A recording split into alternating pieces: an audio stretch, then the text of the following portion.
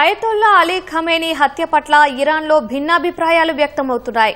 ప్రభుత్వ మద్దతుదారులు విషాదంలో కూరుకుపోగా మరికొన్ని చోట్ల సంబరాలు చేసుకుంటున్నారు.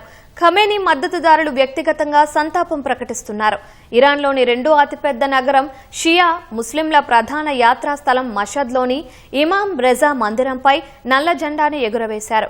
అయితే టెహ్రాన్లోని పలు ప్రాంతాల్లో జనం బయటకు వచ్చి సంబరాలు చేసుకున్నారు. కిరాజ్ నగర వీధుల్లోని మేడలు, బాల్కనీల నుంచి స్వేచ్ఛ స్వేచ్ఛ అంటూ ప్రజలు నినాదాలు చేశారు. నృత్యాలు చేస్తూ పర్షియన్ సంగీతాన్ని మోగిస్తూ బాణసంచా కాల్చారు. కార్లా హారన్ మోగిస్తూ విజయ చిహ్నాలు చూపించారు. మహిళలు హిజాబ్ లేకుండా డాన్స్ చేస్తున్న దృశ్యాలు వచ్చాయి.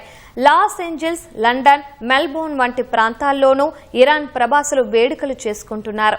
ఇరానియన్లు, ఇజ్రాయేలీలు కలిసి సంబరాలు చేసిన దృశ్యాలు కనిపించాయి.